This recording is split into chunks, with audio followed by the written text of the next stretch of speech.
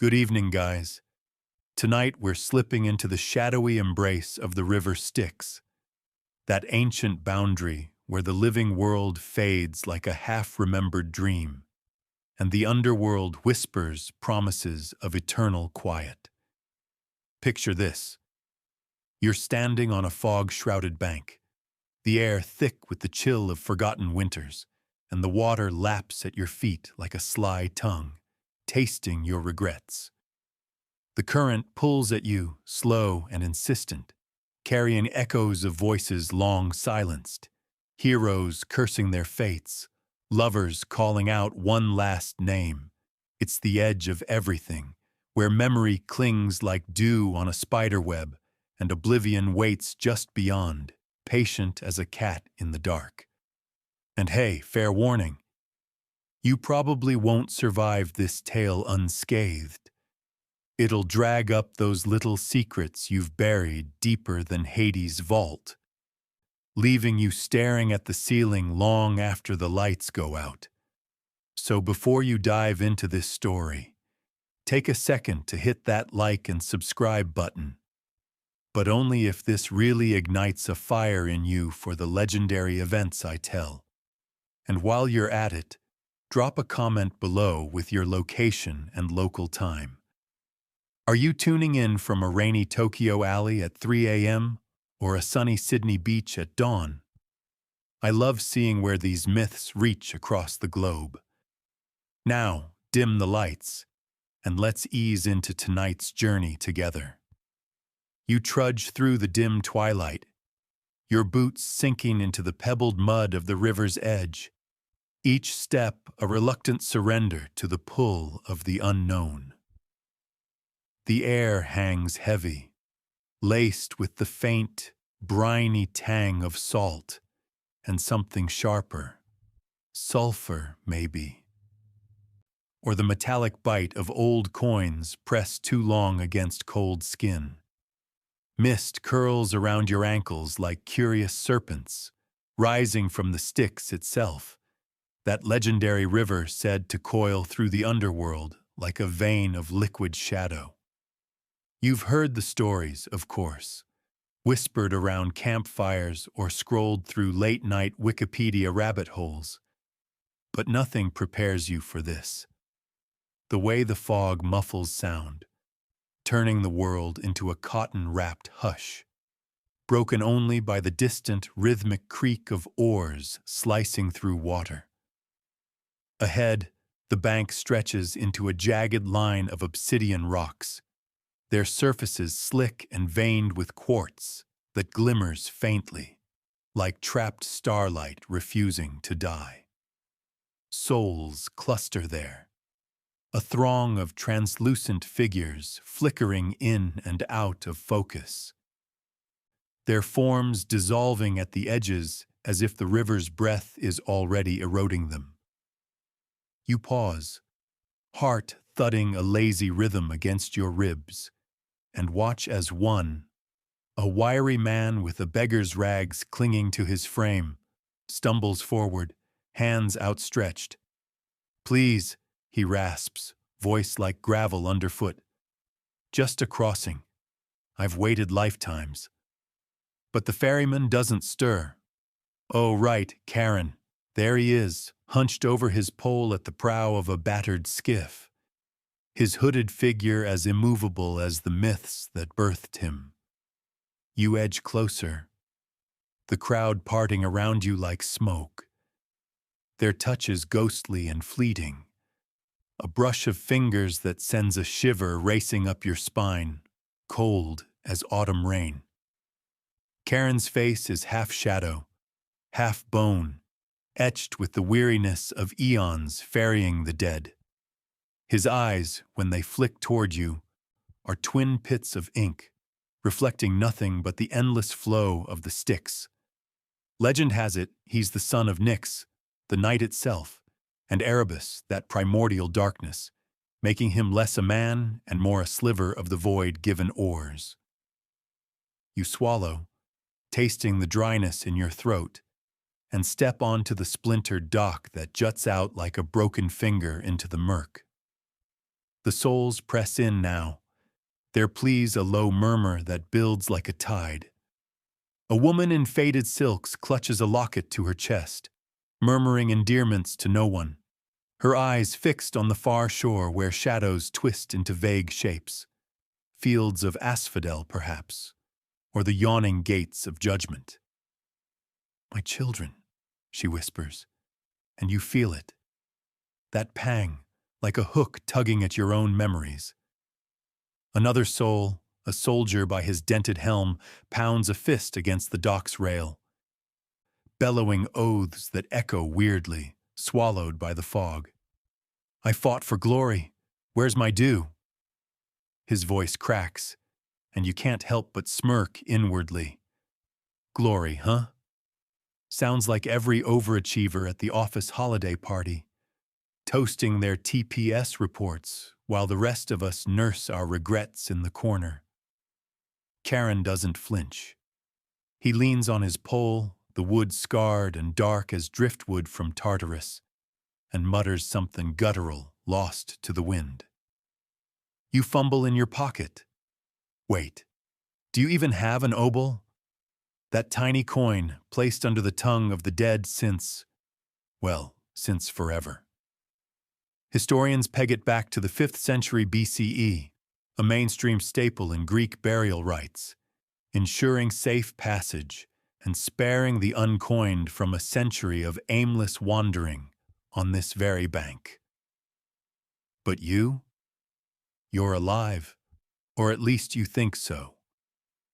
Which makes this whole charade feel like showing up to a costume party in your pajamas. "Coin or no coin," Charon growls, his voice a rumble like stones shifting underwater. "The Styx demands its toll. Even gods pay up front."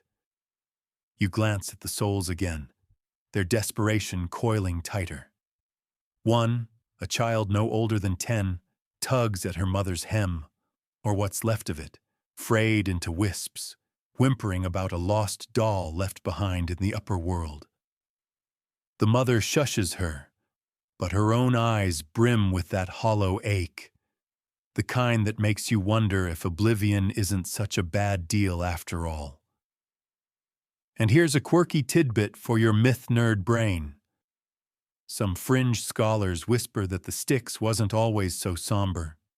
In older, wilder tales from pre-Homeric scraps, it bubbled with lotuses that granted temporary invincibility. Achilles' infamous dip. Remember? Dip a hero in, and he's bulletproof everywhere but the heel. Though good luck finding those flowers now. They're probably as extinct as your high school French. The ferryman straightens, his cloak whispering against the boat's side like dry leaves, and fixes you with that unblinking stare.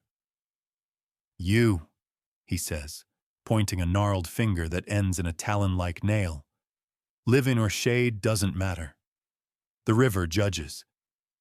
You hesitate, the dock creaking under your weight, and peer into the skiff. It's a sorry thing, planks warped from eternal damp, benches worn smooth by countless haunches, and at the bottom, a scattering of forgotten trinkets, a bronze spearhead, a wilted laurel crown, the glint of a wedding band half sunk in bilge water. The air inside smells of wet earth and faint rot, like mushrooms after a storm. And you imagine the weight of all those crossings pressing down, turning the wood to something denser than lead. Around you, the pleas swell. The soldier lunges forward, only to be repelled by some invisible barrier, his form flickering like a bad signal. "Curse you, old man! I've gold in my grave. Dig it up if you must." Charon chuckles, a sound like bones rattling in a sack. "Gold? Pah. The Styx cares for neither gold nor glory, only the oath you swore in life, or broke." Oath.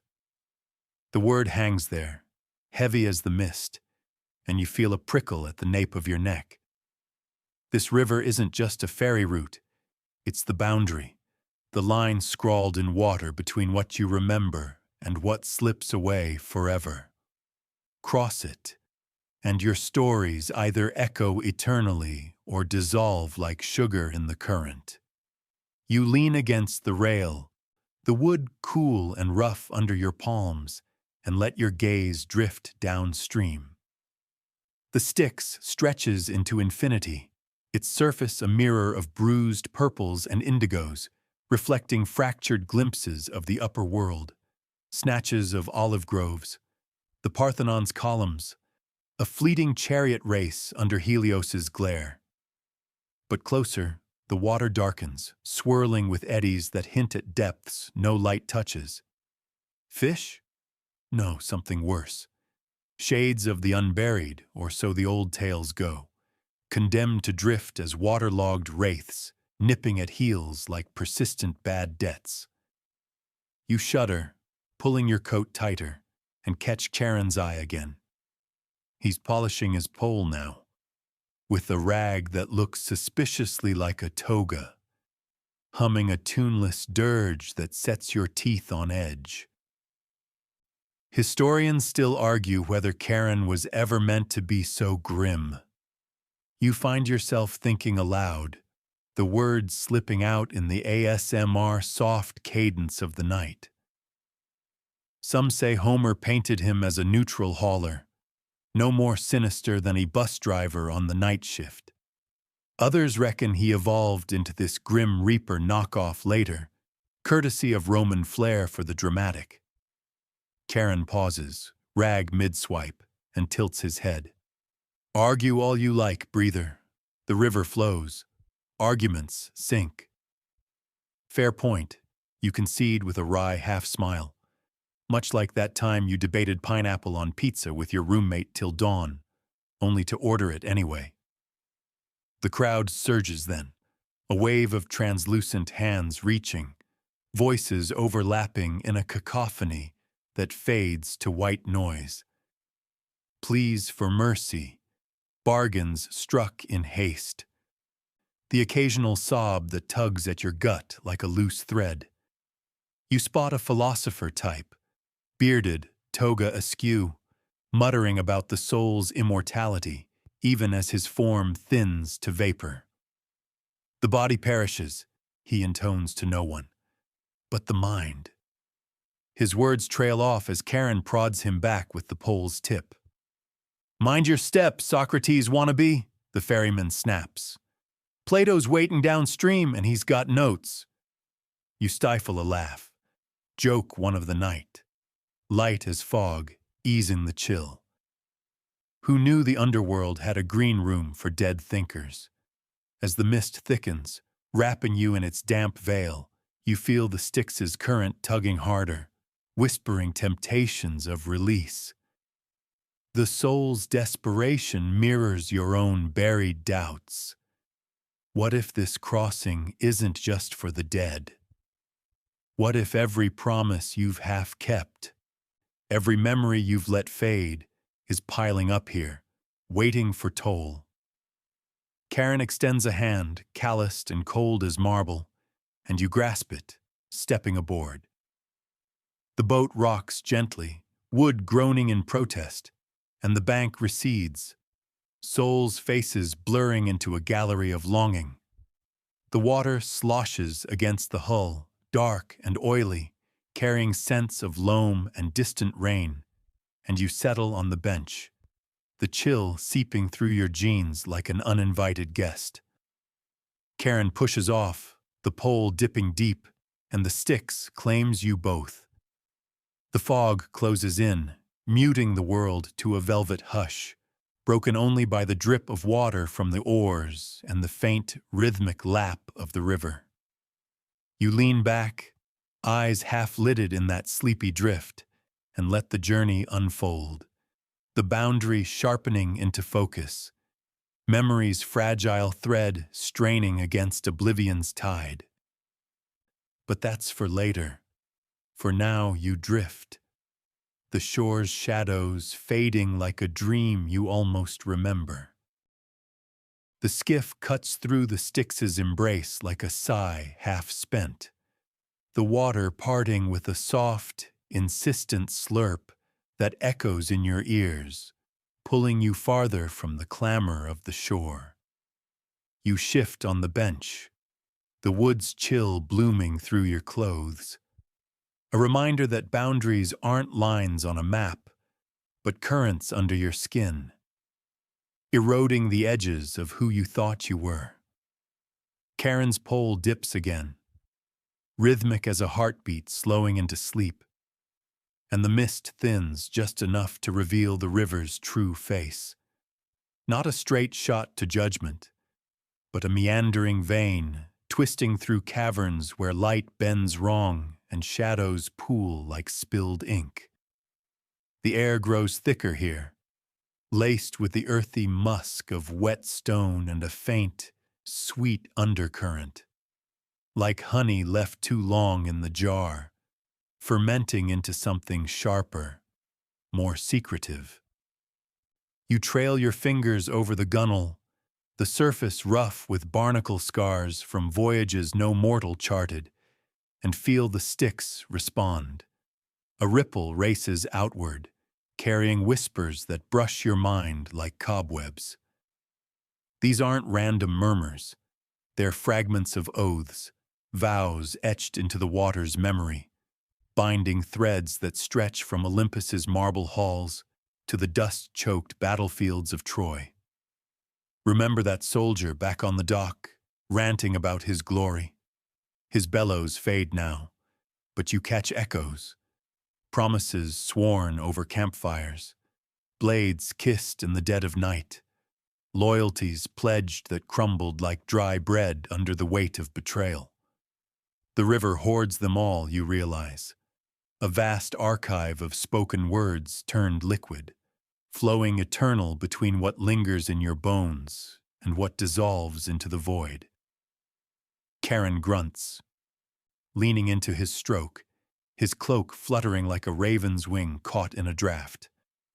"Deeper we go," he mutters, voice gravelly as the riverbed, where the oaths tangle. "Gods swear by me, you know, Styx, the unbreakable. Break one, and even Zeus feels the sting." You nod, half dazed, the boat's sway lulling you into that hazy drift where sarcasm softens to a murmur. Unbreakable, huh? Sounds like that gym membership you signed up for in a burst of New Year's zeal, only to ghost it by February. But this river doesn't do refunds. Its currents enforce the fine print with a vengeance that makes divine migraines look like a mild Tuesday. As the skiff glides on, the water darkens to a midnight velvet, flecked with phosphorescent glimmers, tiny motes that dance like fireflies trapped in tar, each one a spark of a vow half remembered. You lean forward, breath fogging the air, and peer into the depths. There, swirling in lazy eddies, faces flicker, not the lost souls of the bank, but echoes of the mighty. Achilles, broad-shouldered and scowling, his heel a pale vulnerability amid the armored tide. Thetis, his sea-nymph mother, cradling him in these very waters, whispering invincibility over his cries. Mainstream lore has it that this dip, around the time of the Trojan War in the 13th century BCE, rendered him near immortal. Proof positive that even heroes needed a little waterproofing against fate's curveballs. You chuckle softly, the sound swallowed by the hush. Joke too, if you're counting, because who hasn't tried a quick fix for their flaws, only to leave that one awkward spot exposed, like forgetting sunscreen on your nose at the beach? The Styx murmurs back. Warmer now, almost conspiratorial, and you feel it uncoiling stories from its flow. Oaths aren't just words here. They're the river's lifeblood, sworn on its name to seal fates across realms. Picture Zeus himself, thunder rumbler extraordinaire, raising a goblet in Olympus's glow and invoking Styx to bind his promises. pacts with Hera that kept their stormy marriage from total implosion, or vows to heroes that turned the tide at Marathon. Mortals caught the habit too. You see them in the eddies, a shepherd swearing fidelity to his flock under starlit skies, only for drought to test the tensile strength. A bride vowing eternal love by a hearth's flicker, her words rippling out to mingle with the river's song. Break them, and the Styx remembers. Curses coil like eels, nipping at heels through dreams, turning forgetfulness into a fever you can't shake. You settle deeper into the bench, the boat's creak a lullaby underscore, and let the current carry you toward a bend where the mist parts like stage fog for a reveal. Here, the river widens into a glassy lagoon, ringed by stalactites dripping slow tears that plink into the water, each drop a punctuation in the endless sentence of memory. Shadows lengthen into forms, gods and men locked in tableau, their oaths replaying in silent loops. There's Orpheus, lyre in hand, his vow to Eurydice hanging fragile as a soap bubble. I'll bring you back, love, or the underworld claims us both. He almost did it too, that silver-tongued charmer, twisting Hades' stony heart with melody until the king relented. But one backward glance, one itch of doubt scratched too soon, and poof, oath shattered. Her shade slipping back into oblivion like sand through fingers. Charon pulls us through, his breath a steady huff that stirs the air, carrying the faint, acrid whiff of brimstone from deeper vents. Foolish the living, he says, not unkindly, eyes glinting with that ancient amusement. Swear on the Styx, and it's etched forever. Gods quake, heroes crumble. Even me, bound to this ferry by father's whim. You tilt your head, the lagoon's reflections painting your face in shifting blues and silvers, and ponder that. Nyx's boy, oath sworn to shuttle shades for eternity. Talk about a family legacy you can't quit, like inheriting your uncle's collection of porcelain cats. Gentle sarcasm bubbles up in your whisper. Eternal Uber for the undead? Sign me up. Tips must be killer. The water laps higher now, brushing your boots with a cool kiss that sends tingles racing up your calves, awakening half-buried promises of your own. That offhand, I'll call you, to a friend 3 birthdays ago, now a ghost in your contacts. The whispered forever under rain-soaked streetlights, faded to polite nods at mutual acquaintances. The Styx doesn't judge, at least not out loud, but it tugs, reminding you how these vows straddle the line. One foot in memory's warm glow, the other towing oblivion's chill brink. And here's a quirky fringe tidbit to chew on as you drift. Alchemists in the Renaissance fancied the Styx as the elixir of transformation, not just for dipping babies, but brewing immortality potions. Mix it with mandrake root, they claimed, and you'd outlast bad hair days for centuries. Never mind that most ended up with a stomachache instead of superpowers. Fringe magic's charm is in the trying, right? Deeper still, the current quickens, a subtle surge that rocks the skiff like a cradle nudged by unseen hands, and the whispers sharpen into voices, layered, overlapping, a chorus of bindings that hum through your chest.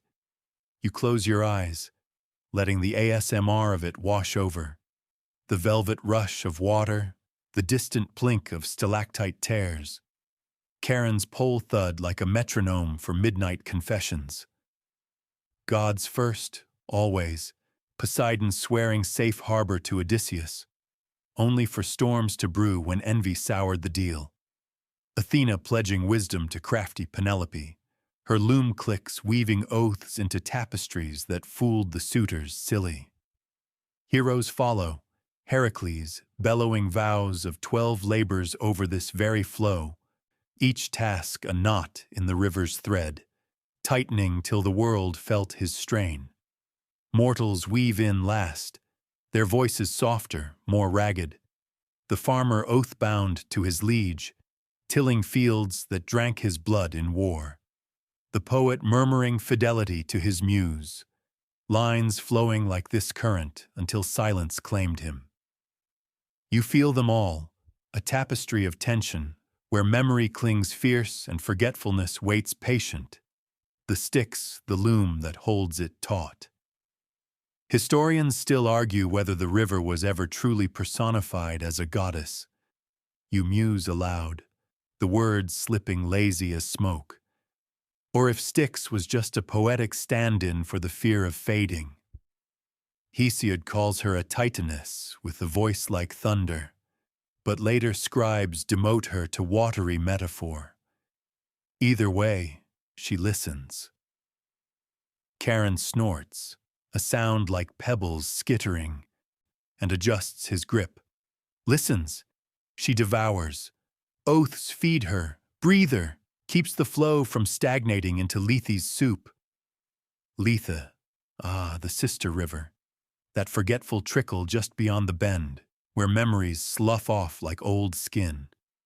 But here, in Styx's grip, nothing fades easy. Every vow's an anchor, dragging against the drift toward oblivion. You smile faintly. Joke 3, landing soft as a pillow fight. If the gods needed couples therapy, this river'd be the waiting room, full of grudges that won't dissolve no matter how many eons pass. The lagoon narrows again, funneling you into a straighter channel where the water gleams almost silver, reflecting not the upper world's ghosts, but glimpses of what might be. Fields where heroes feast eternal, shades dancing in Elysian light, or the yawning maw of Tartarus for the oath-breakers, their chains forged from their own broken words. Your pulse sinks to the rhythm, slow and deep, and you lean back, the mist coiling around your shoulders like a shawl knit from dreams. The Styx's song swells, a lullaby of bindings, gods humbled, heroes tested, mortals reminded that every promise is a bridge over this very flow, fragile as mist, yet stubborn as stone. Charon falls silent, his polling a meditation now, and the river carries you onward, oaths unraveling in your mind's eye like threads pulled from a grand, eternal weave. Memory and oblivion blur at the edges, but the vows hold fast, currents that define the drift. You breathe it in, the night air crisp with promise, and let the journey lull you deeper. The boundary yours to trace in whispers till dawn's first blush. The tale of Eurydice and Orpheus, where a liar's whisper nearly unraveled the underworld's iron grip. Imagine this. You're meandering through wild Thracian meadows under a sky bruised with twilight, the air humming with the lazy buzz of bees drunk on time, and somewhere ahead, a melody unfurls like silk from a loom, wrapping around your soul until every breath sinks to its rhythm.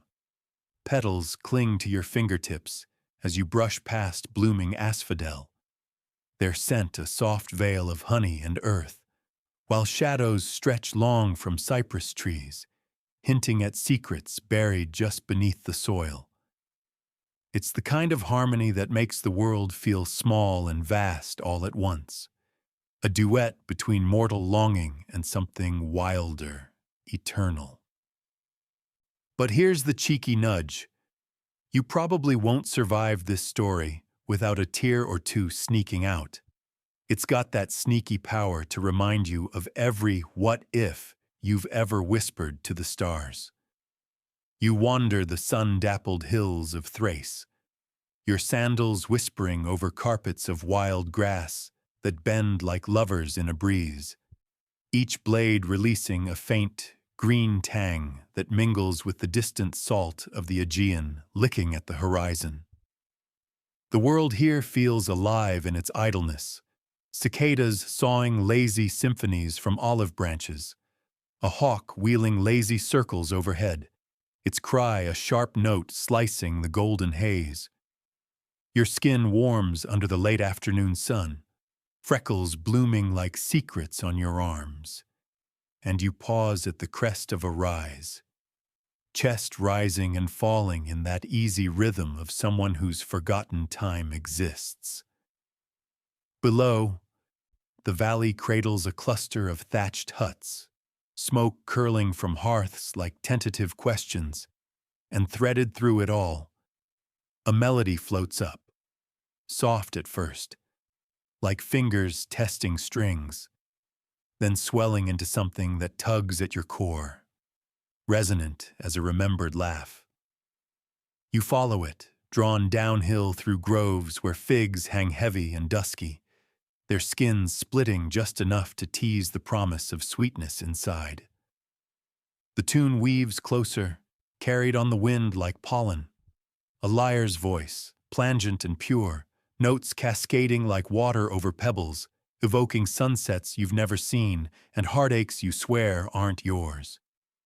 Your steps quicken, pulse sinking to the meter, a slow adagio that builds to something fervent, alive.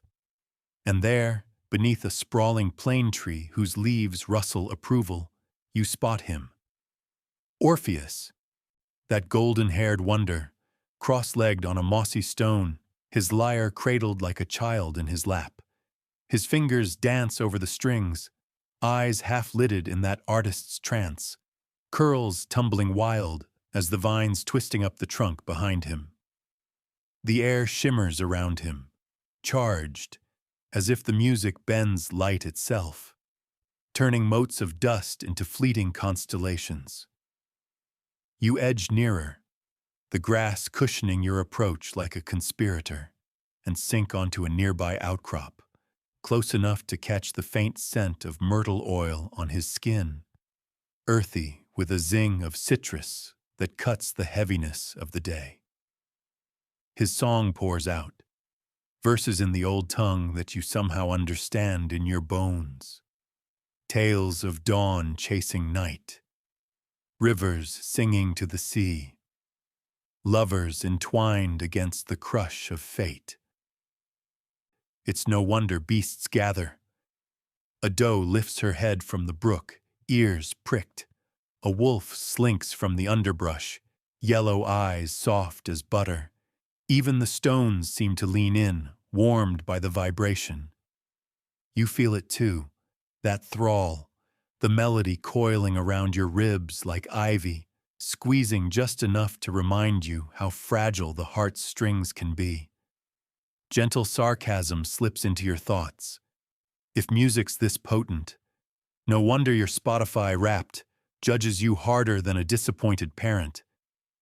Another 200 hours of sad boy acoustics? Bold choice, champ. The song crests, then fades to a hush, strings humming their afterglow, and Orpheus opens his eyes, storm gray, flecked with gold like the river at noon. He smiles, slow and knowing, as if he's been waiting for you all along. Stranger, he says, voice a velvet echo of the lyre. You've wandered into harmony's web. Care to share the strand? You laugh, light and unforced, the sound blending with the breeze rustling the leaves overhead. Words tumble out, about the hill's pull, the way the path seemed to choose you, and he nods, plucking an idle chord that resonates in your chest. Before long, you're trading stories, his of mountain winds carrying Apollo's whispers, yours of city lights that drown the stars. The sun dips lower, painting the valley in strokes of amber and rose, and that's when she appears. Eurydice slipping from the tree line like a nymph conjured from mist. Her laughter a counterpoint to his melody, bright as bird song at first light. She's all grace and earth in one breath, hair the color of ripe chestnuts tumbling free, skin kissed tawny by the same sun that gilds the hills, and eyes, oh those eyes, deep as forest pools, reflecting the wild heart of Thrace itself. She carries a basket of gathered herbs, thyme and sage spilling over the edges, their aroma sharp and cleansing, cutting through the lingering sweetness of figs. Orpheus, she teases, dropping beside him with the ease of wind through reeds, enchanting the wildlife again. Or have you finally caught a mortal in your tune? He grins, sheepish, and strums a flourish that makes her swat his arm playfully, the lyre's note lingering like a shared secret. You watch, entranced, as their banter flows, her quick wit parrying his poetic flourishes, fingers brushing in that accidental on purpose way that sends a warmth blooming under your own skin.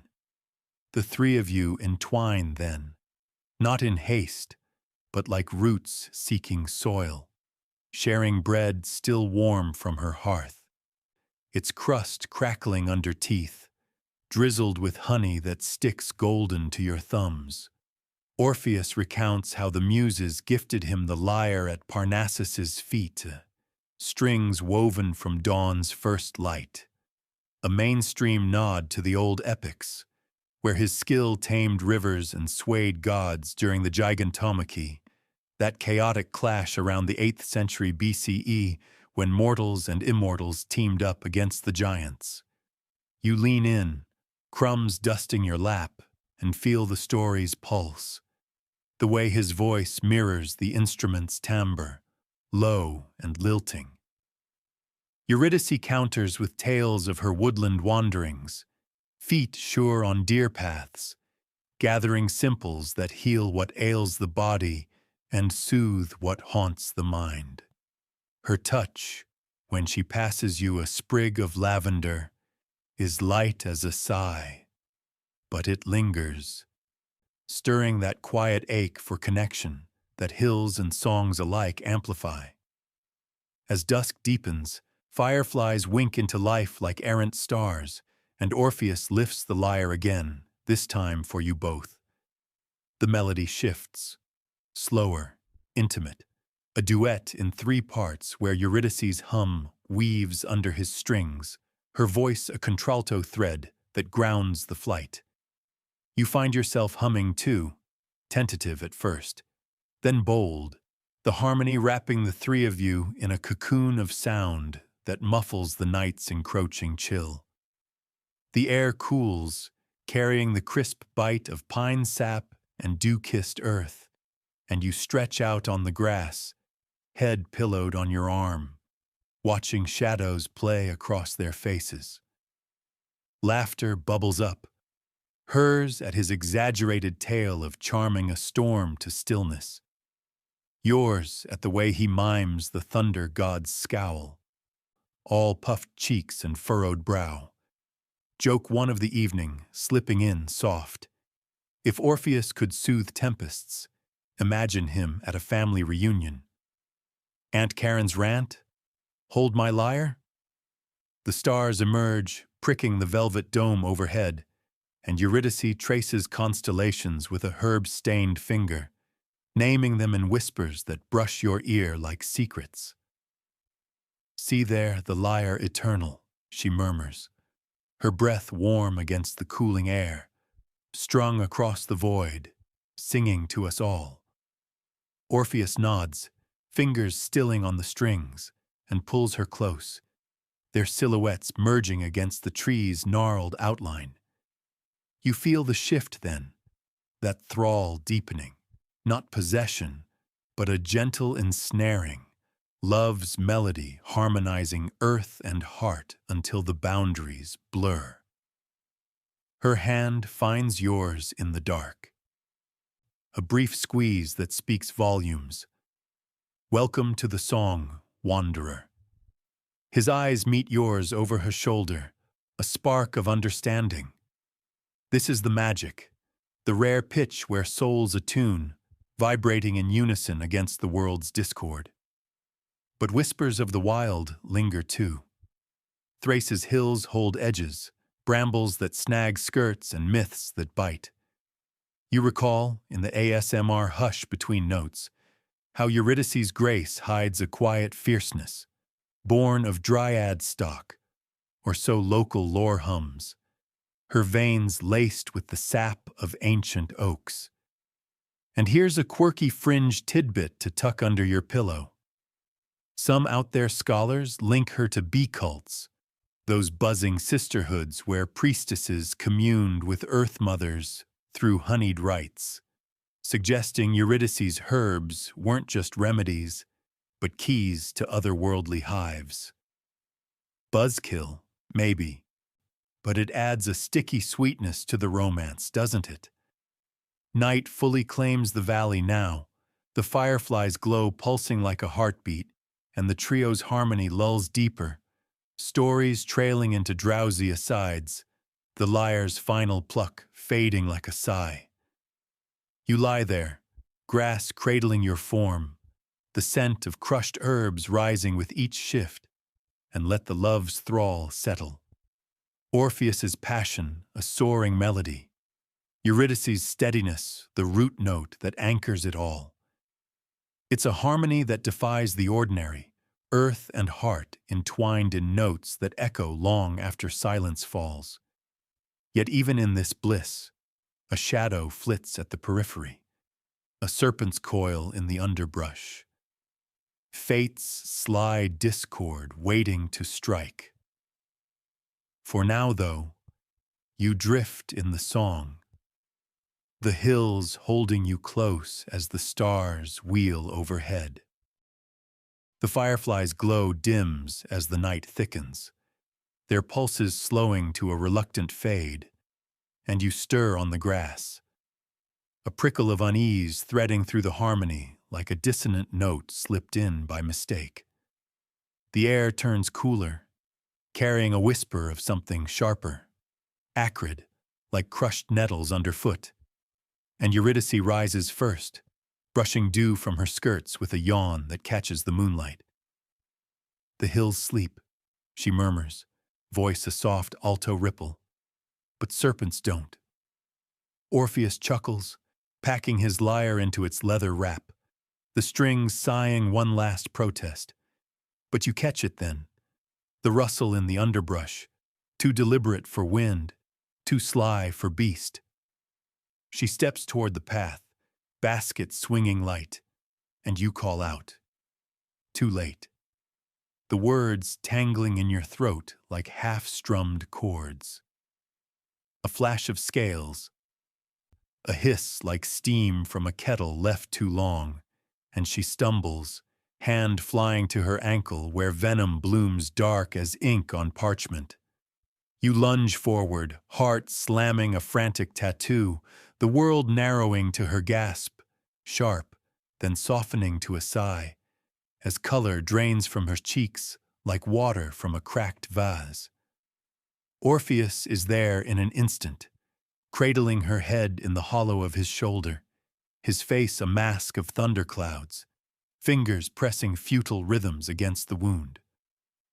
Hold on, my echo, he whispers, voice cracking like dry reeds, but her eyes flutter, forest deep gaze clouding over, and the hills hold their breath. The poison works swift, a thief in the night, stealing breath by breath until her hand slips from his, limp as wilted time. You kneel beside them, the earth cool and unyielding under your palms.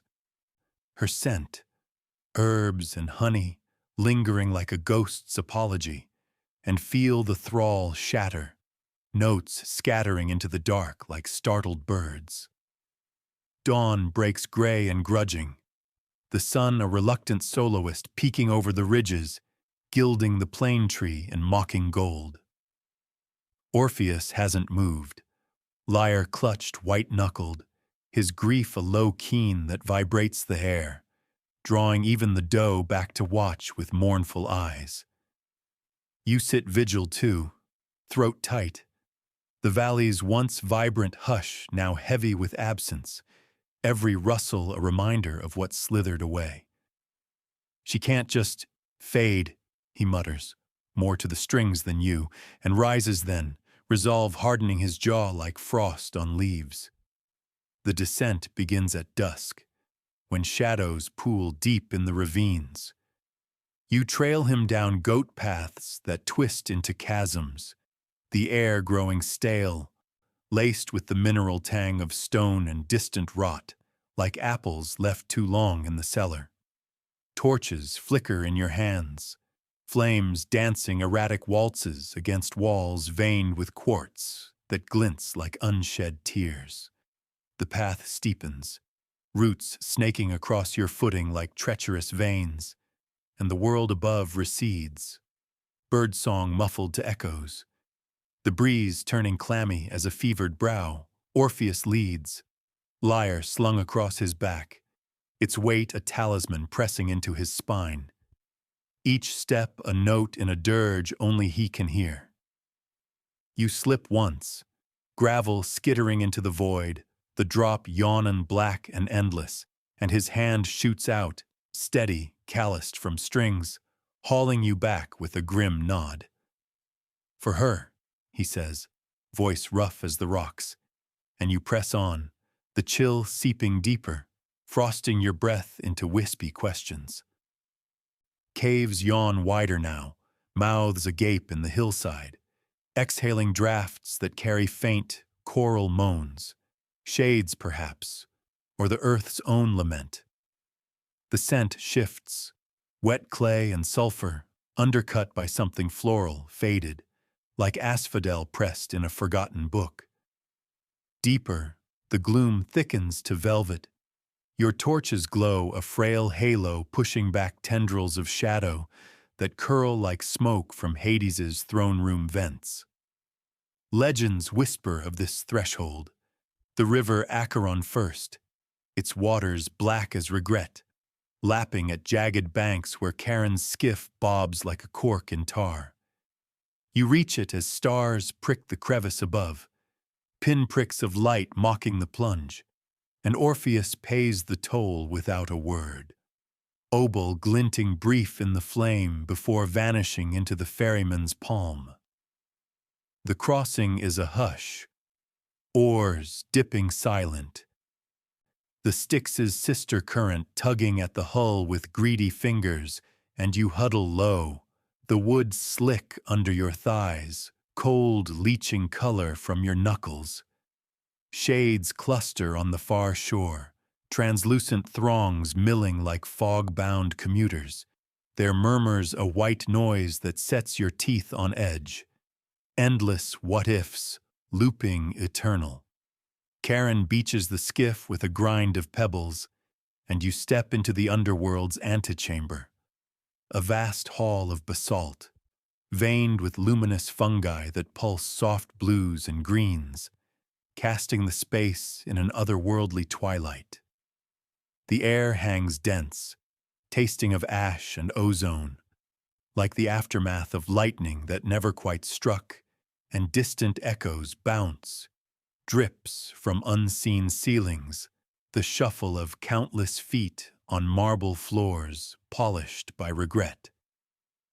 Orpheus pauses, unshouldering the lyre, fingers tracing its frame as if drawing strength from the wood's grain, and begins to play. Not a dirge, no, something brighter, a cascade of notes that ripple outward like pebbles in a pond, stirring the shades from their stupor. They turn, faces flickering into focus, warriors with phantom scars, maidens with wilted garlands, all drawn inexorably, the melody coiling around them like silken ropes, leading the procession deeper into Hades' realm. You follow the wake of his song, the lyre's voice a beacon in the dim, notes weaving through corridors where walls weep condensation, cool droplets tracing icy paths down your neck. The path spirals down, air growing heavier, laced now with the faint, cloying sweetness of pomegranate. Persephone's curse, or so the tales go, binding her to this gloom half the year. Doors loom, bronze and massive, embossed with scenes of judgment, scales tipping under souls' weights, Cerberus snarling three-headed warnings. Orpheus doesn't falter, his tune swelling to fill the vaults, coaxing even the hellhounds to whine and wag shadowed tails, their eyes glowing ember red in the half-light. Gentle sarcasm whispers in your mind as you skirt a puddle reflecting distorted faces. If elevator music tamed rush-hour rage, Orpheus could franchise this gig. Underworld Muzak, soothing your eternal damnation since Mycenae. The throne room unfolds like a cavernous dream, pillars of onyx rising to a ceiling lost in haze, braziers flickering with ghost flames that warm without heat, casting long shadows where Hades broods on his ebon seat. Persephone at his side like a wilted rose in winter's fist. The god's face is stern marble, eyes pits of judgment, crown of hellebore thorns digging subtle crowns, but the lyre's plea softens the edges, notes pleading, persistent, painting Eurydice in sound, her laughter in trills, her touch in sustained hums, the hills embrace in arpeggios that ache with loss. Shades gather at the periphery, a silent audience, and you slip among them, heart thudding against ribs like a caged bird. The air thick with the scent of earth turned grave, undercut by the lyre's myrtle-tinged resonance. Hades leans forward, fingers drumming the armrest, bony, insistent, and the song crests, Orpheus's voice joining in a baritone weave that begs without begging. Release her, Lord of the dead. Let love's chord trump your decree. Persephone's gaze softens first, her hand on his wrist a subtle cue, and the god relents, voice rumbling like distant quakes. The shade may follow, barred, but look not back, or the bargain breaks.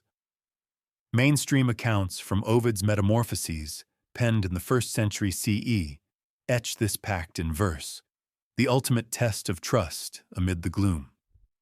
You exhale, the court's hush breaking into murmurs, and watch as Eurydice materializes, pale, ethereal, her form a silver thread in the shadows, eyes locking on Orpheus with that forest-deep pull. The ascent begins at once, the lyre stilled now, its silence a taut string waiting to snap.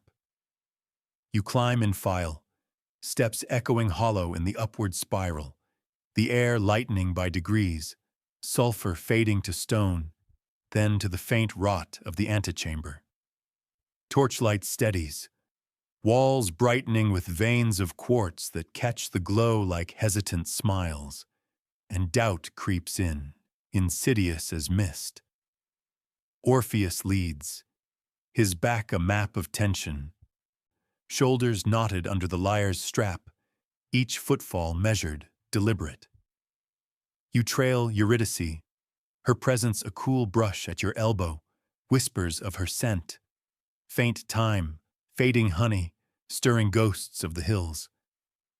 The path steepens, breaths coming shorter, the underworld's pull a subtle drag, like wading molasses, and you hear it, the drip of water, the shuffle of shades receding, the worlds above humming faint through cracks, birdsong, breeze, life. Halfway up, the corridor narrows, walls pressing close, exhaling drafts that carry the Styx's brine, and Orpheus falters, just a hitch, a shadow of pause that sends your pulse skittering. Is she there? The question hangs unspoken, doubt's sly chord souring the air, and you bite your lip, tasting salt, the climb's rhythm faltering like a skipped beat. Keep on, you murmur. Voice ASMR soft in the confines, but the tension coils tighter, the lyre's weight a reminder of melodies left behind. Here's a quirky fringe tidbit to lighten the gloom. Medieval mystics spun tales of Orpheus as a proto-Christ figure, his lyre a symbol for divine harmony piercing hell's gates, complete with alchemical engravings showing him as a lute-wielding savior, Eurydice, the redeemed soul. Far-fetched? Sure, but it turns the tragedy into a remix with resurrection vibes. The light grows, true light now, seeping from the exit like dawn's promise, and the air freshens, carrying pine and wild grass. The hills call, a siren's lure. Orpheus quickens, hope threading his steps, but you sense it. The itch, the compulsion, doubt blooming full as a storm cloud. One glance back, swift, involuntary, his eyes seeking hers in the half-shadow, and the cord snaps. Eurydice's form shimmers, a gasp escaping like wind through reeds, and she dissolves, retreating into the dark with a final echoing Orpheus that lingers like smoke. He lunges, hand grasping void, the lyre clattering to the stones in a jangle of broken harmony, and you freeze, the threshold mocking with sunlight that warms nothing. Historians still argue whether the backward glance was fatal hubris or tender mercy. You reflect in the stunned hush, words slipping out like a sigh. Virgil frames it as love's excess, while Plato spins it as the soul's pull toward the ideal. Either way, it dooms the duet. Orpheus crumples then, grief's second wave crashing, and you gather the lyre, strings vibrating faint under your touch. A callback to that plane tree vigil. Remember the fig's sticky promise? Now soured, like wine turned to vinegar overnight. He rises, hollowed, and you climb out together. The hills unchanged, fireflies long fled. The melodies thrall a scar that echoes forever through the underworld's reluctant chords. The song that almost defeated death fades to whispers, leaving you adrift in the dawn. Heartstrings plucked raw. We're poling through the eternal fog of the River Styx, stepping into the world of Charon the Ferryman, that hooded silhouette who ushers souls across the boundary without so much as a backward glance. His oar cutting silence like a secret too heavy to share. Feel it now. You're ankle-deep in chill mud, the mist coiling around your legs like forgotten regrets, carrying the faint, metallic tang of old coins and distant rain. The water murmurs low, a velvet rumble that vibrates through your souls, while shadows flicker at the edges of vision, translucent hands reaching, voices pleading in tongues that twist like smoke. It's the ultimate checkout line, where every passenger's story ends with a splash. And the boatman? He never meets your eyes, just poles on, impartial as the tide. But here's the wry heads up. You probably won't survive this voyage without questioning every awkward goodbye you've ever mumbled. Charon's stare-down might just make you crave eye contact, like it's the last latte of the day. You trudge along the fog-bound path to the Styx's misty banks, your cloak heavy with the damp that seeps from everywhere and nowhere. Each step sucking at your boots like the earth itself is loath to let go. The air thickens as you near, a soupy veil that muffles the world to cotton-wrapped echoes, laced with the briny bite of unseen tides and a deeper, loamy rot, like basement stones after a flood, whispering of things buried too long. Twilight clings stubborn here. The sky a bruised gray smeared with the last stubborn streaks of dusk. And the ground shifts underfoot from packed dirt to slick pebbles that clatter like loose teeth. You've felt this pull before, haven't you? That nagging tug in your gut during a midnight drive home. headlights carving tunnels through rain, wondering if you've left something essential behind. But this is no highway rest stop. It's the edge, where the living world's hum fades to a sigh, and the underworld's hush beckons with promises of quiet you didn't know you craved. The bank reveals itself gradual, like a half-remembered face in a crowd, a ragged crescent of mud and reed, fringed by twisted willows, whose branches droop like weary sentinels, leaves whispering secrets to the current. The Styx stretches out, its surface a mirror of tarnished silver, rippling lazy under a wind you can't quite feel. Eddies swirling with flecks of shadow that might be debris, or souls too stubborn to sink. You pause at the water's lip, the chill lapping at your hems, sending gooseflesh racing up your calves, and scan the throng already gathered. Shades milling in loose clots, their forms translucent as steam off a cooling pot. Edges fraying into the mist like poorly erased sketches. They're a motley lot. Farmers in threadbare tunics clutching phantom scythes, merchants with empty ledgers dangling from wrists, lovers linked arm in translucent arm, their whispers overlapping in a low, desperate susurrus that sets your teeth on edge. You join them, weaving through the press, the air growing denser with each shuffle forward, carrying scents of salt-preserved fish and the faint, acrid whiff of unwashed wool from lives long sloughed off. A wiry shade elbows past, his face a blur of stubble and regret, muttering about a forgotten harvest back in sunlit fields.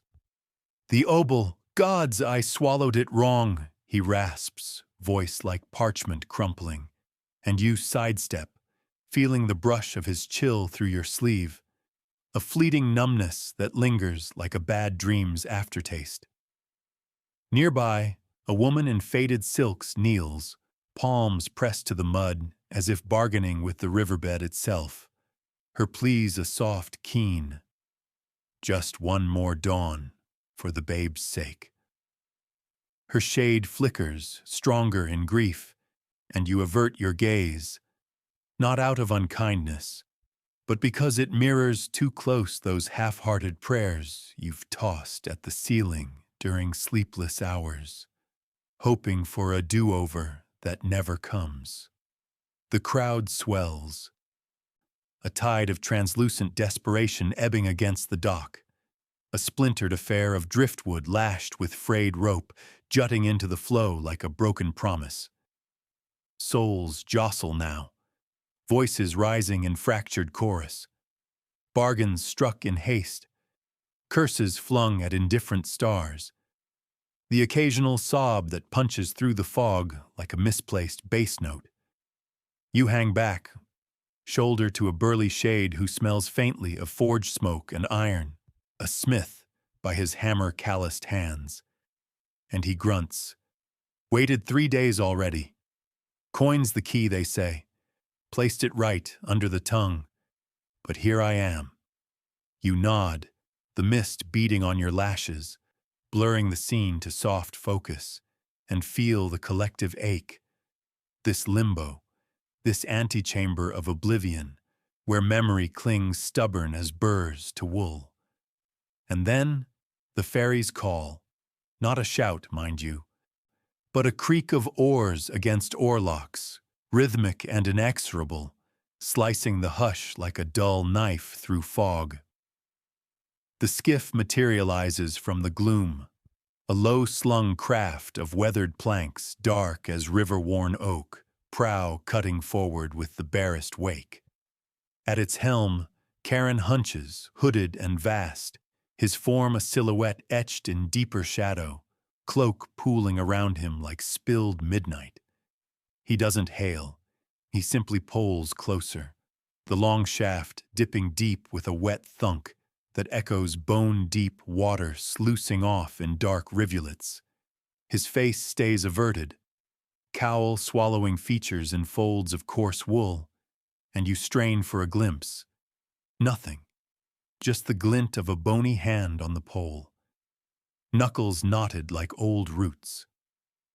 The shades surge then, a wave breaking against the dock's rail, hands outstretched in silent entreaty. Their pleas turning frantic. "Take me, boatman! I've the coin! Feel it here!"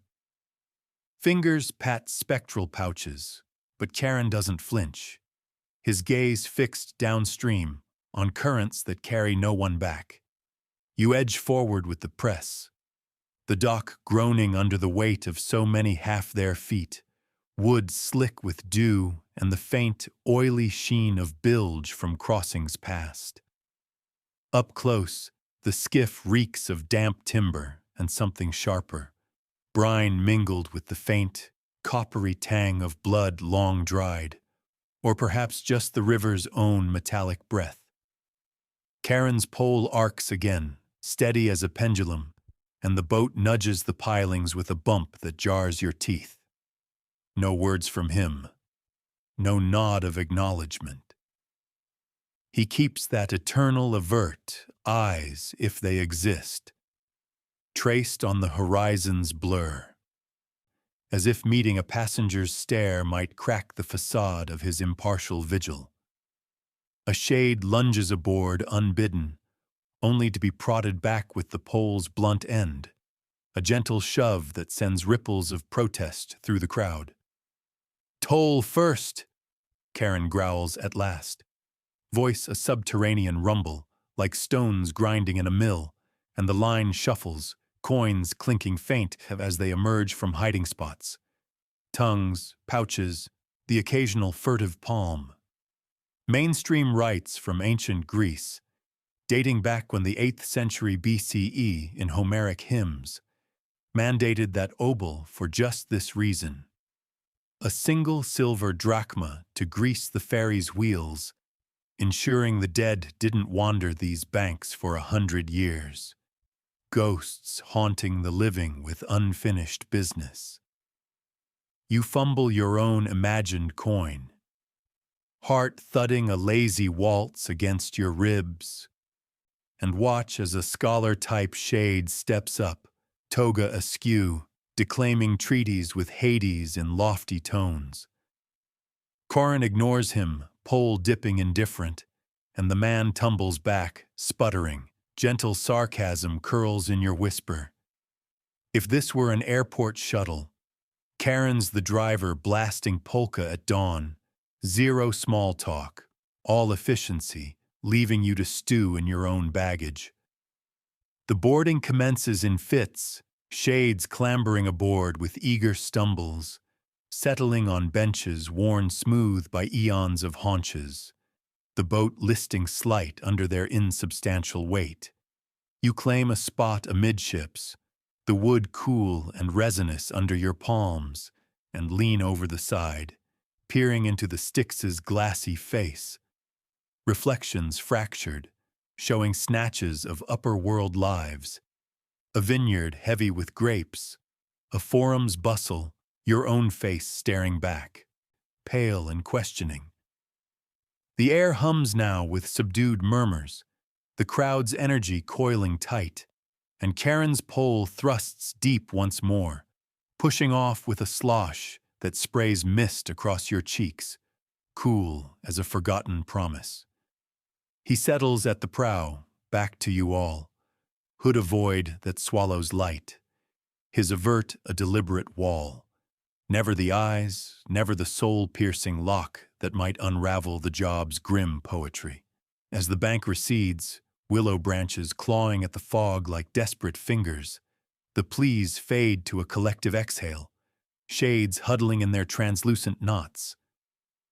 You shift, the bench creaking soft in the ASMR hush, and catch a fringe whisper from the smith beside you.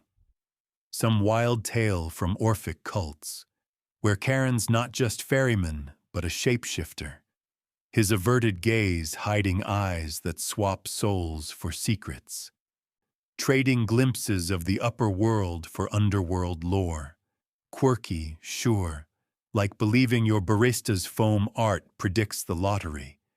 But it adds a sly wink to the silence, doesn't it?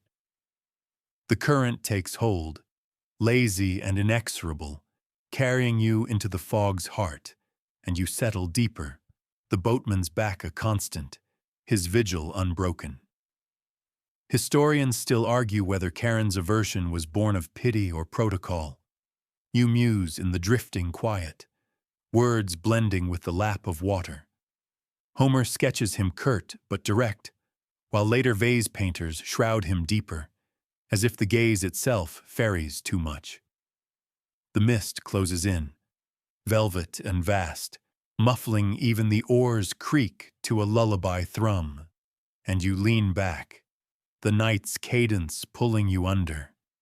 Joke one slipping in like a sly ripple. If Charon's this avoidant, no wonder therapy's big topside. Guy's got boundary issues that span realms. The shades around you dim, their stories dissolving into the flow, and the ferry glides on, fog-bound call answered into the silent beyond.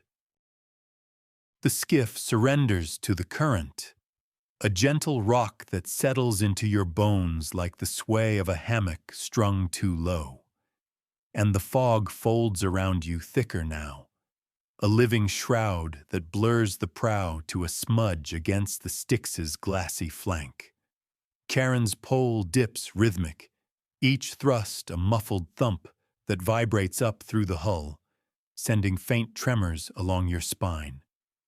The wood beneath you exhaling a resinous sigh mingled with the river's own breath, dank earth and a faint, elusive sweetness, like overripe plums fallen into shadow.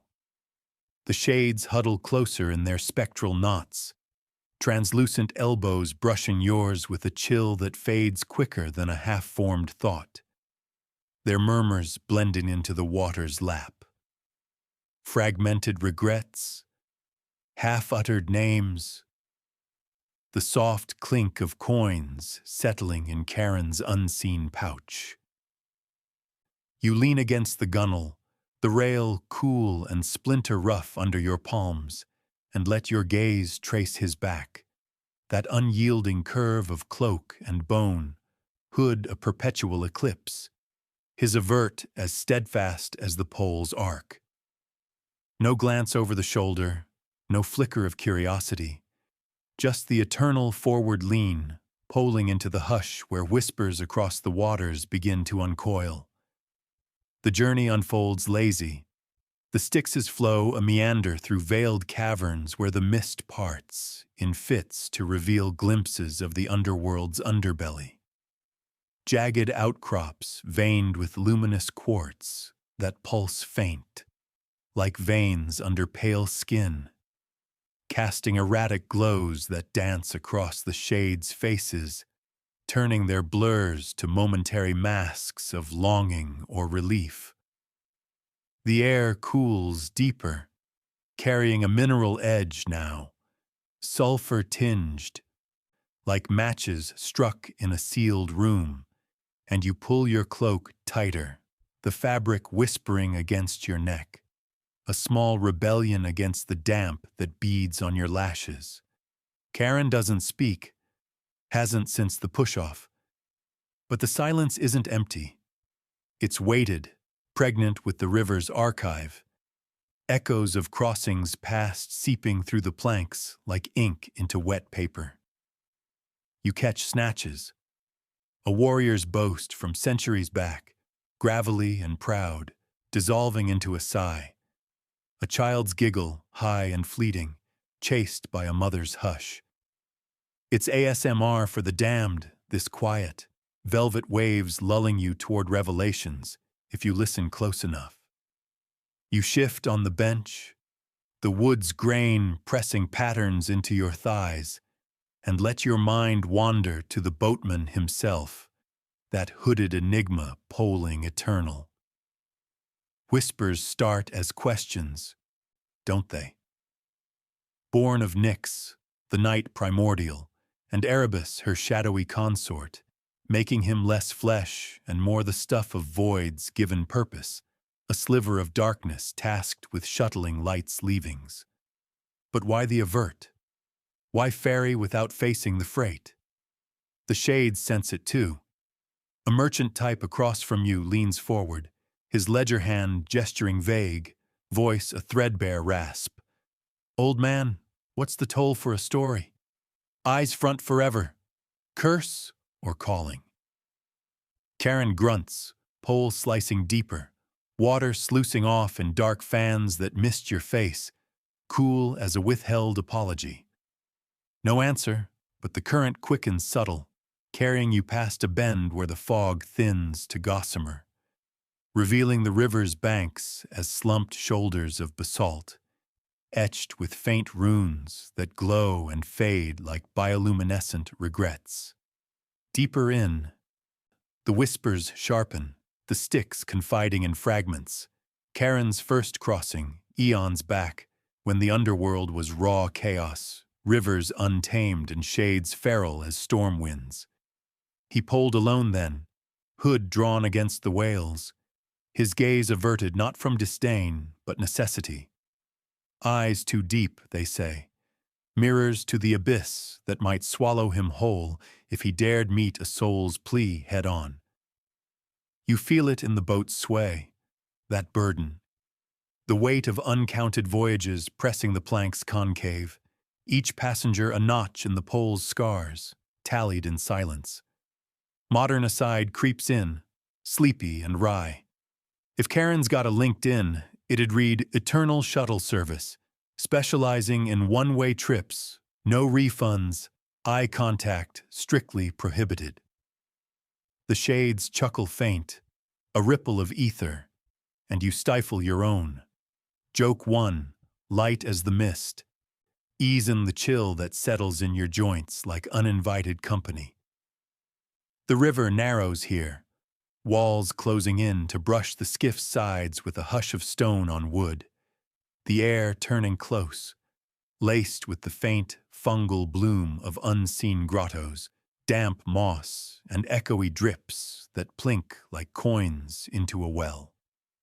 Charon's rhythm holds steady, but you notice the subtle hitch now and then, a pause in the thrust where his shoulders tense under the cloak, as if the pole drags heavier with memory's silt.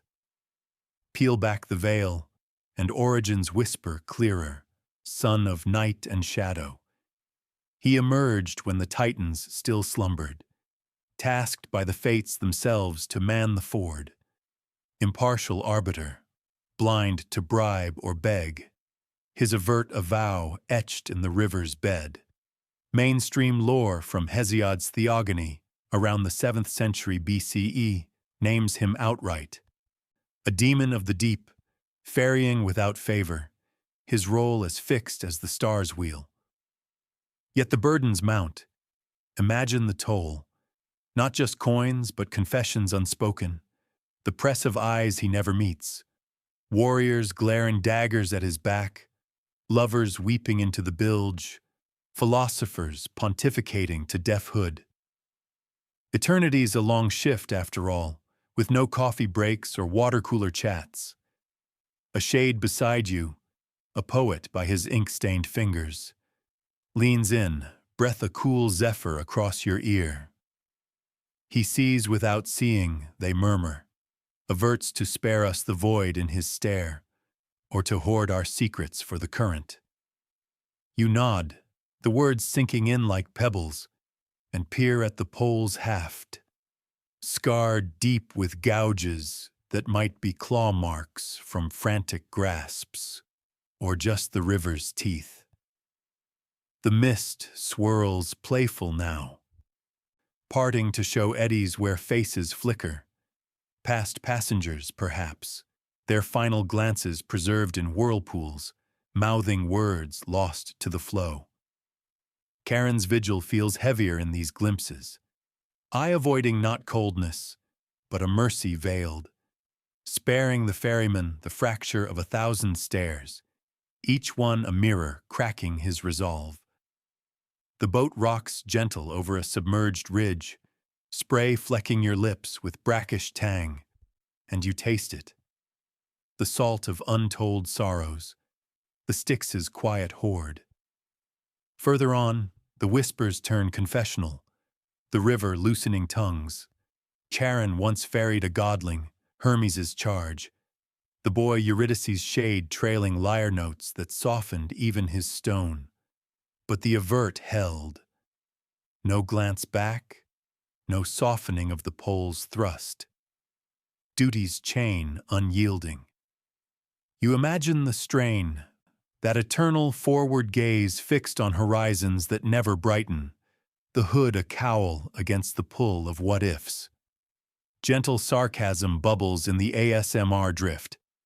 If he ever unionizes, top demand's gotta be mandatory gaze breaks every millennium. Staring at souls is hazardous to the sanity. The poet shade snorts, a sound like dry leaves, and the group ripples with muffled mirth. Joke too, threading light through the gloom, a brief flare against the damp.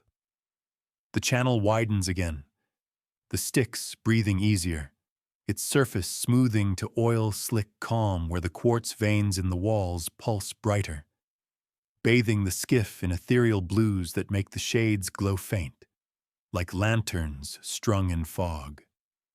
Charon's form looms sharper in this light, the cloak's folds etched with faint embroidery, threads of night silk, whispering of Nyx's loom, and you wonder at the man beneath, if man he be, gaunt cheeks shadowed perpetual eyes when they dare lift, like polished onyx, reflecting not the world, but its undersides.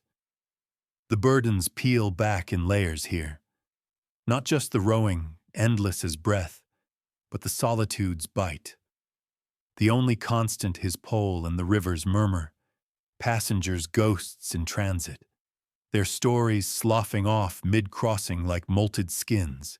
He bears the boundary's weight, you see, that liminal ache where living ends and oblivion begins.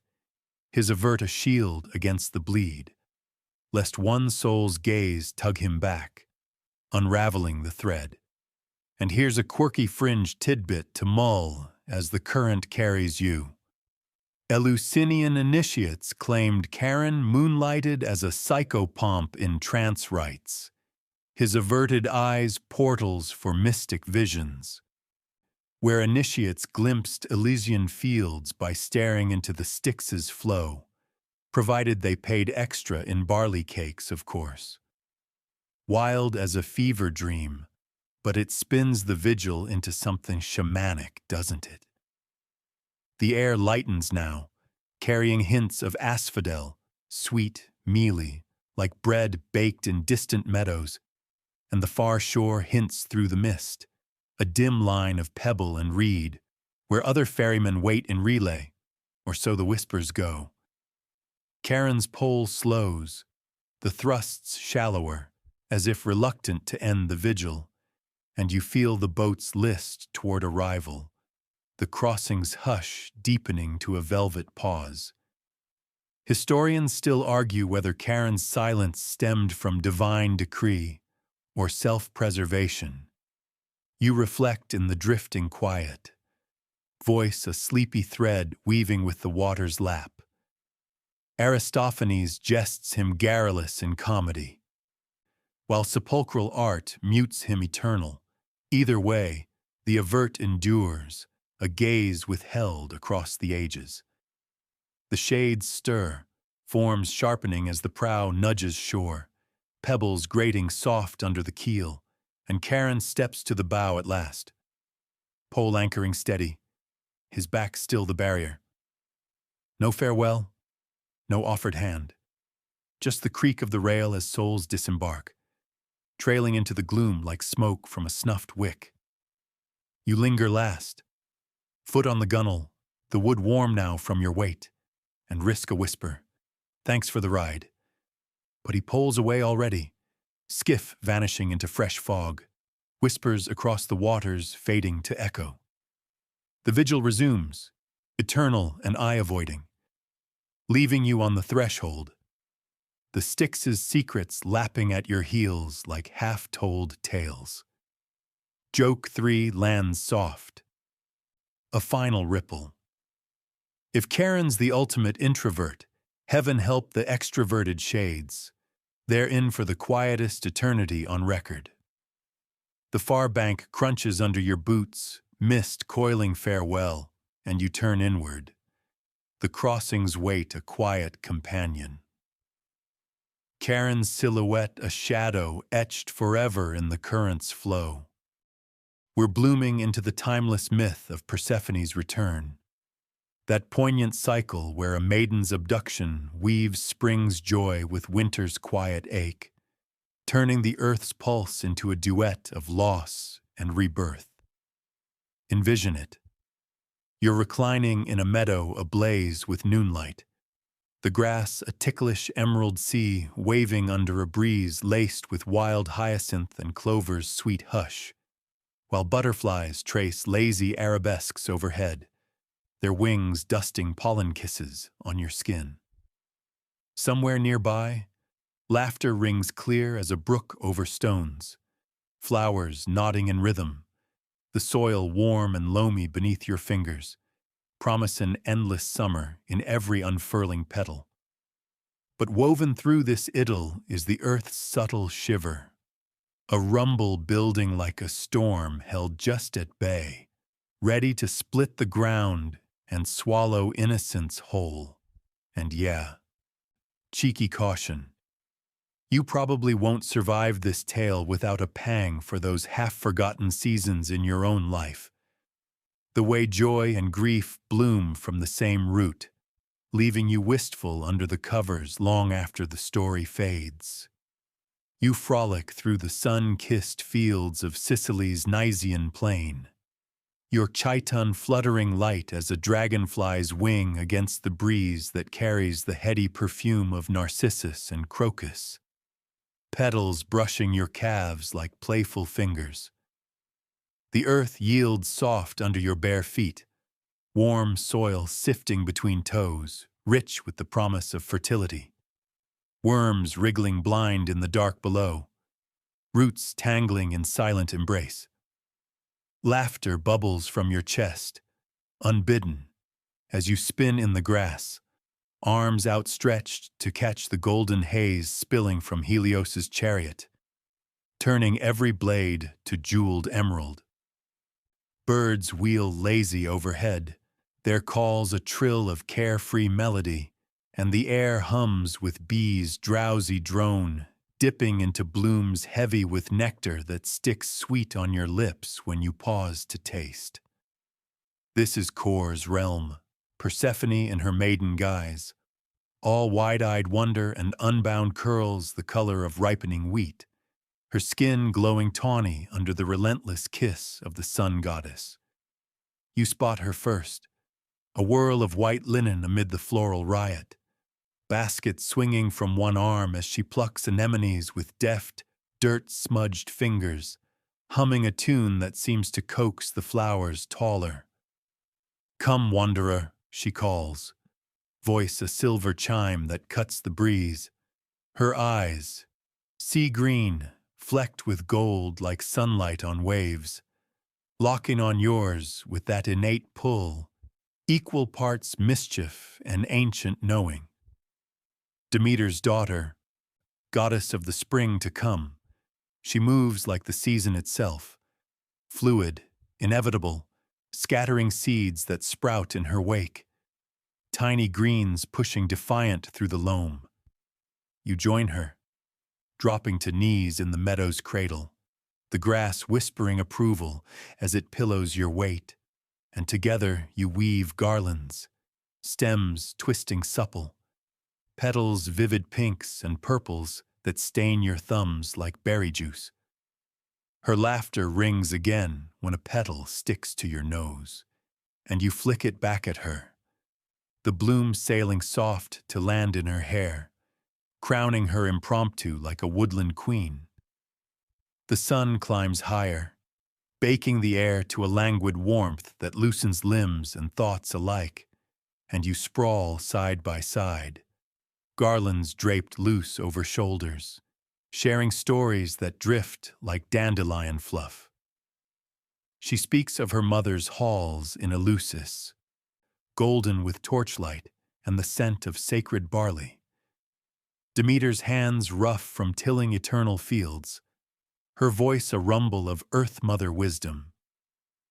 She worries, Persephone confides, plucking a daisy and twirling it absently, as if bloom could be stolen by shadow.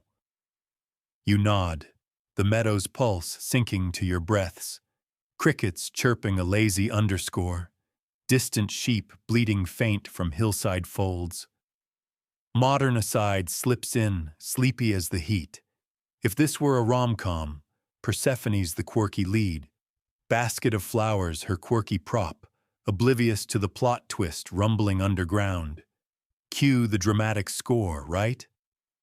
Her smile flashes, teeth white against the petal she chews, thoughtful, and you feel the thrall. This idyll, fragile as a soap bubble, where Earth's bounty feels infinite. Sorrow a myth for old crones by the fire. Nymphs join the frolic then, sylphs of the glen slipping from willow shades, their forms lithe and laughing, braids woven with ivy that trails like living veils. You rise with Persephone, linking arms in a chain that weaves through the field, skirts swirling in a kaleidoscope of color against the green, feet stamping rhythms that send clods of earth flying soft. The air thickens with their songs, high, lilting refrains of harvest joys and river dances, mingling with the clover's cloying sweetness and the faint, yeasty tang of fermenting fruits hidden in the grass. One nymph, Hecate's shadow perhaps, with eyes sharp as new moons, tugs you into a reel, her touch cool as spring rain, and Persephone spins opposite, her garland slipping to dangle like a victor's prize. Laughter crests, breathless and bright. The meadow, a living stage where every twirl stirs petals into fragrant cyclones, dusting your lashes with pollen that tastes of honeyed dust. But the earth shifts subtle at first, a tremor underfoot, like a giant's sigh stirring from sleep, the grass quivering as if brushed by an unseen wind. You pause mid-spin, balance teetering, chalking it to the dance's fervor, but Persephone stills too, her brow furrowing faint, basket tipping to spill blooms in a colorful cascade. The ground whispers, she murmurs, voice laced with that goddess edge, half curious, half wary, and you follow her gaze to a copse of poplars where shadows pool unnaturally deep, midday light bending away like shy guests. The nymphs falter, songs trailing to uneasy hums, and the air cools abrupt, carrying a subterranean chill. Damp stone and iron, undercut by the faint, cloying rot of pomegranate seeds buried too soon. Your skin prickles, the warmth leaching fast, and you grasp her hand, calluses from stem snapping grounding you both as the tremor builds. A low rumble now, vibrating up your legs like thunder trapped in clay.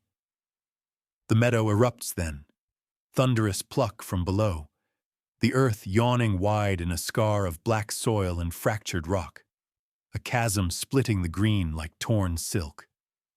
Dust billows, choking the air to grit between teeth, and from the maw surges Hades' chariot, ebony stallions snorting flame-flecked breath, their hooves sparking against stone as they rear wild, manes whipping like shadowed whips.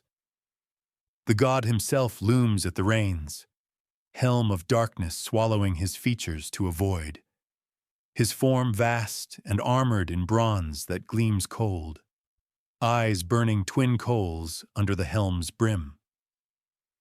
Persephone gasps, hand wrenching from yours, but the stallions lunge, chariot wheels grinding furrows deep, and tendrils of shadow lash out, inky vines coiling her ankles, dragging her toward the brink with inexorable pull. "No, mother!"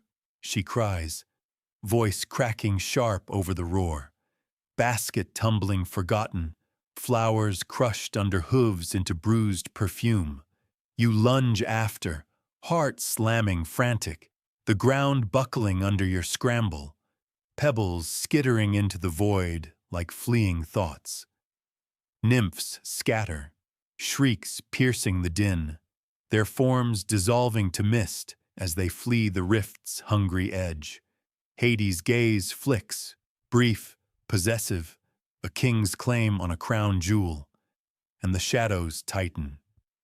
Wrapping her waist now, her chiton tearing faint at the seams, curls whipping wild in the updraft from below.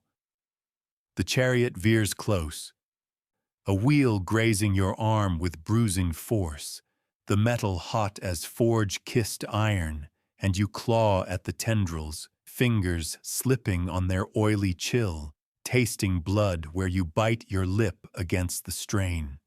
"Let her go!" you bellow, voice lost to the stallion's whinny, but the god's laugh rumbles deep, a quake that shakes loose more soil, pattering like grim rain.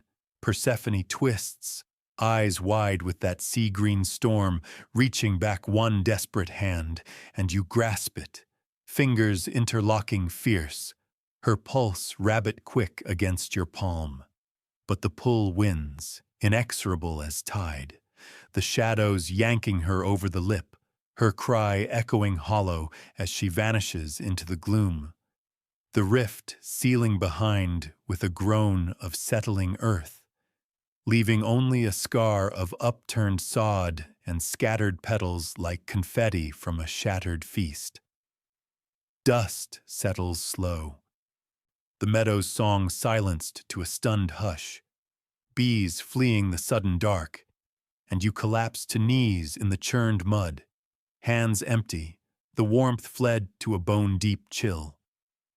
The sun mocks on, indifferent, gilding the poplars where shadows still linger, whispering of unyielding gloom below. Mainstream tales from the Homeric hymn to Demeter, composed around the 7th century BCE, capture this abduction raw. Hades snatching Persephone mid-play, her cries the first crack in Earth's seasonal heart. You rock there, soil caking your palms, the scent of crushed blooms turning cloying, a callback to those garland laughs now soured like milk left in the sun.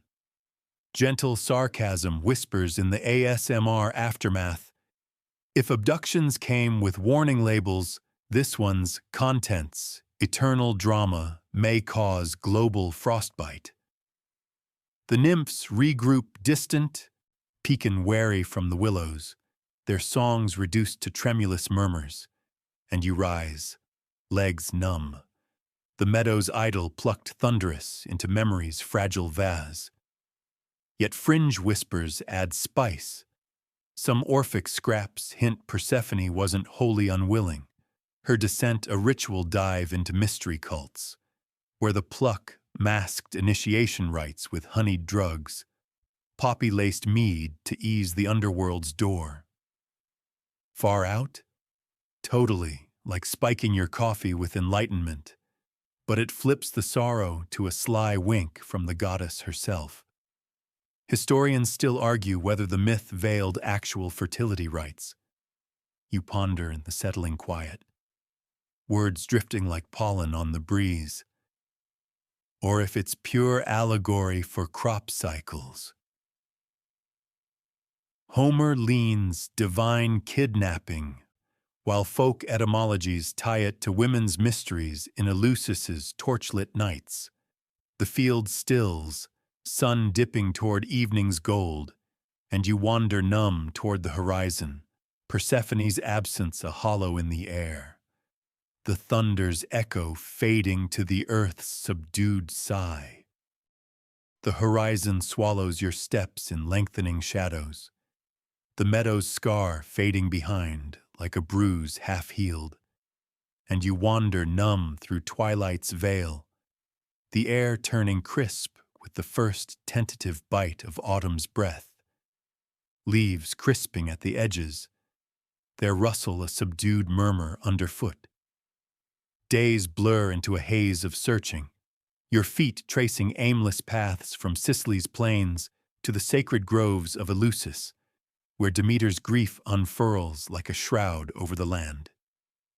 You find her there, the Corn Mother, seated on a stone altar worn smooth by supplicants' knees, her golden hair unbound and tangled with chaff, eyes hollow as furrows left fallow. The earth responds to her sorrow. Fields wither under a pallid sky, grains shriveling in their husks, rivers running sluggish with silt.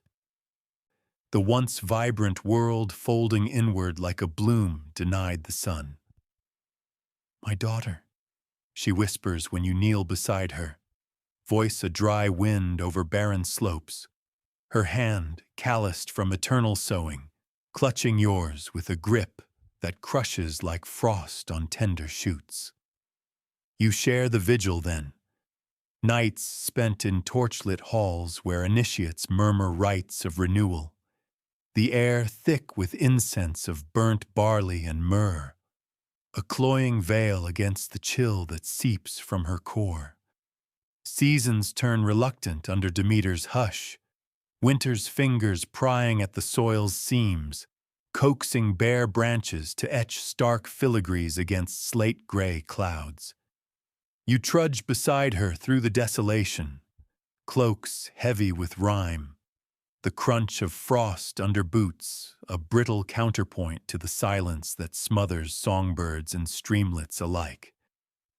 Villages huddle dim, hearths guttering low on meager stores, faces gaunt in doorways as you pass, farmers offering libations of milk soured to whey, mothers whispering pleas for the green to return. Demeter's grief fuels it all, a quiet fury that leaches color from the world. Snow mantling meadows in indifferent white, winds keening through skeletal oaks like unvoiced laments. You feel the hush deepen in your own chest, that sorrow's cycle coiling tight. Remember the garland's laughter, crushed under chariot wheels? Now echoed in the crackle of ice on puddles, a fragile mirror to the earth's withheld bloom. Gentle sarcasm stirs in the wind's lull. If Demeter ran a weather app, it'd be all chilly with a chance of cosmic tantrum. Pack your emotional thermals.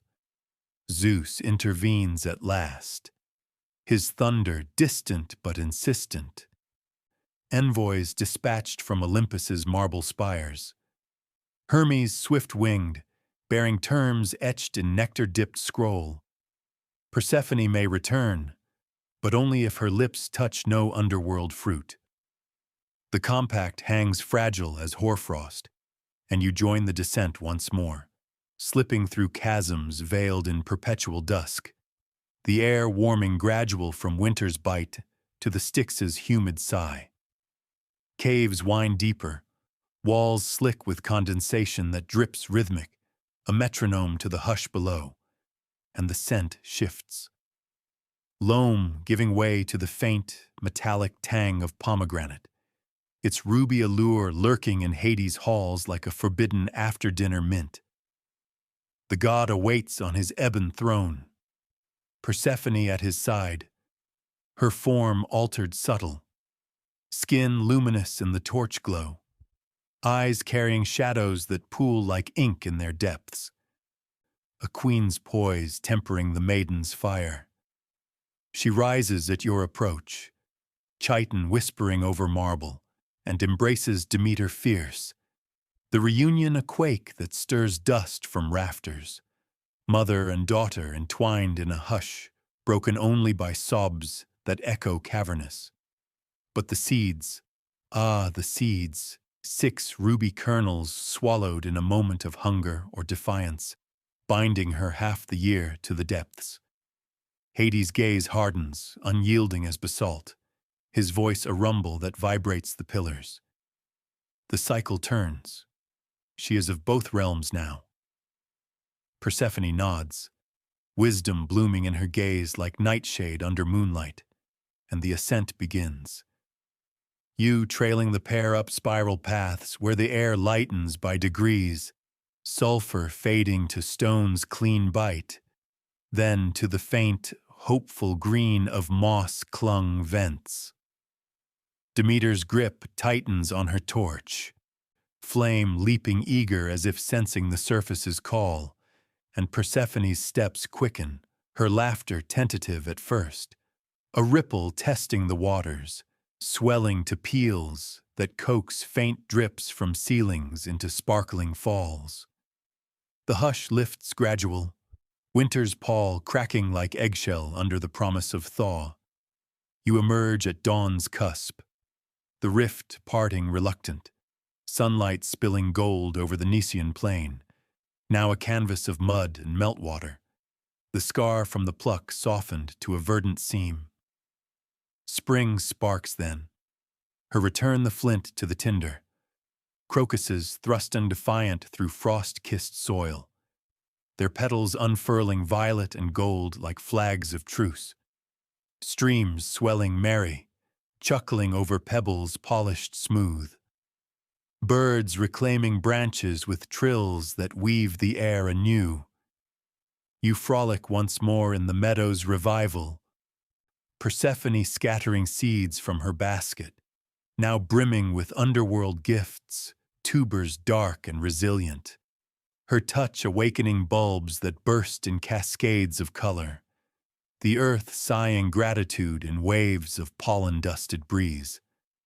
Demeter watches, her grief's hush mellowing to a mother's quiet pride, hands kneading dough in sun-warmed kitchens, loaves rising plump as the world's renewed belly. The cycle etches deep, half-year bloom under her gaze. The other in Hades' shadowed court, where Persephone rules as dread queen, dispensing justice with a hand tempered by light.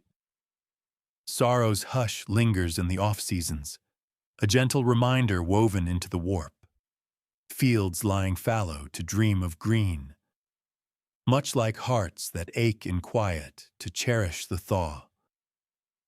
Mainstream lore from the Eleusinian mysteries, thriving from the 6th century BCE through Roman times, celebrated this return in torchlit processions, initiates sworn to secrecy after tasting kykeon, a barley mint brew that mimicked spring's elixir, promising afterlife blooms.